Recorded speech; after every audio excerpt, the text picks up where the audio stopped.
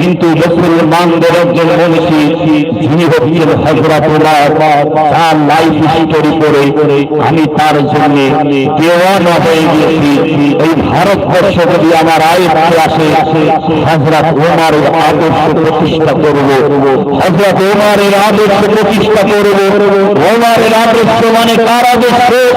ওমর কোনদিন ফারুক হতে পারত না।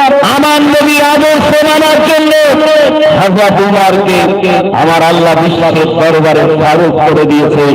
হযরত ওমর ফারুক রাদিয়াল্লাহু তাআলার নেতৃত্বে যখন বাইতুল মুকাদ্দাস জয়ী করা হয়েছিল, খালিদ বিন ওলীদ হযরত আবু উবাইদা গোটা বাইতুল মুকাদ্দাসকে চারিদিকে মুসলিম সৈন্যদের ঘিরে ফেলেছিলেন।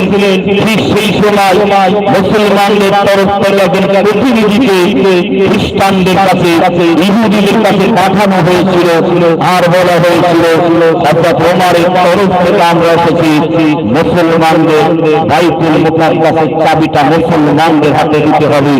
যদি আপনারা দানা দেন তাহলে যুদ্ধ লড়াই শুরু হয়ে যাবে।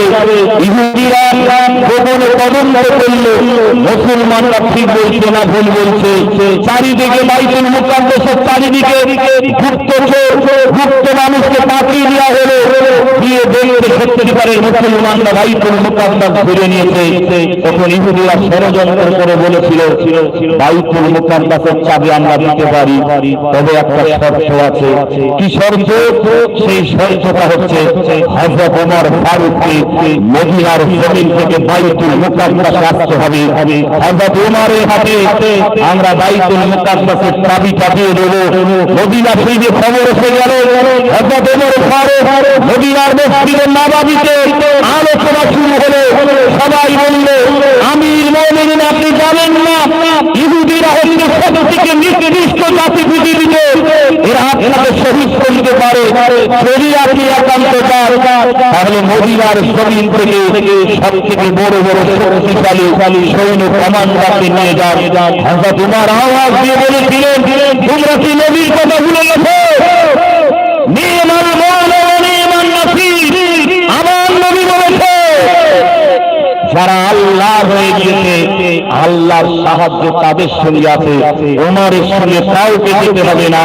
একটা ঘোড়া নিয়েছে, সাথে গোলাম নিয়েছে, আর কিছু সফরের জিনিসপত্র কাঁধে নিয়ে ঘোড়ার উপরে ওমর ফারুক বসেছেন। গোলাম লাগামটা টেনে নিয়ে যাচ্ছে গোলাম যাচ্ছে গোলাম। ওমর ফারুক দেখলেন গোলামের শরীর থেকে ঘাম বেরোচ্ছে। গোলাম দাঁড় করিয়ে দাও, ওর দাঁড় করিয়ে দেওয়া হলো। হযরত ওমর ফারুক নিজের ঘরের চাকর গোলামটাকে মুখের উপরে বসিয়ে দিয়েছেন। আর ওমর ফারুক বিশ্বের তৃতীয় খলিফা উটের লাগাম, ঘোড়ার লাগামটা টেনে টেনে নিয়ে যাচ্ছে। কিছুটা যাওয়ার পরে আমার হযরত ওমর ফারুক দাঁড়ালেন, গোলামকে নিচে নামিয়ে দিয়েছেন। ঘোড়ার উপরে উটের উপরে ওমর ফারুক বসেছেন।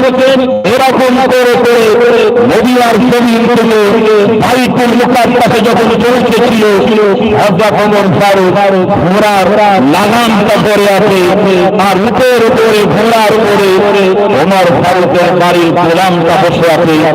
এই সময় বাইতুল মুকাদ্দাসে ইহুদিরা, খ্রিস্টান ধর্মের মানুষেরা সবাই কাতারে দাঁড়িয়ে আছে সেলিব্রিটি করার জন্য, ওয়েলকাম জানানোর জন্য। হযরত খালিদ বিন ওলীদকে বলছেন, আপনাদের খলিফা কোনটা? সারা পৃথিবীর যিনি অর্ধেক রাজত্বের মালিক আমরা দেখতে চাই। নিশ্চয়ই ঘোড়ার উপরে যে মানুষটা বসে আছে উনি হচ্ছেন হযরত ওমর ফারুক। খালিদ বিন ওলীদ বলেছিলেন, আল্লাহ সাইফুল্লাহ বলেছিলেন উনি ওমর ফারুক নয়, উটের ঘোড়াকে লাগামটা ধরে আছে উনি হচ্ছেন ওমর ফারুক। আর উটের উপরে যিনি বসে আছে উনি হচ্ছেন ওমর ফারুকের বাড়ির গোলাম চাকর। ইহুদিরা বলেছিল যে মানুষটা নিজের ঘরের গোলামের সঙ্গে বেইনসাফি করে না, আমরা ইহুদিরা কোনদিন আমাদের সঙ্গে বেইনসাফি করতে পারে না। বিনা লড়াইয়ে, বিনা তরবারিতে, বিনা রক্তপাতে সেই দিন বাইতুল মুকাদ্দাসের চাবিটা ইহুদিরা মুসলমানদের হাতে তুলে দিয়েছিল। একবার জোরে বলুন সুবহানাল্লাহ। পীরের আওলাদ আজকের এই অনুষ্ঠানের মঞ্চ থেকে দাঁড়িয়ে বলছি,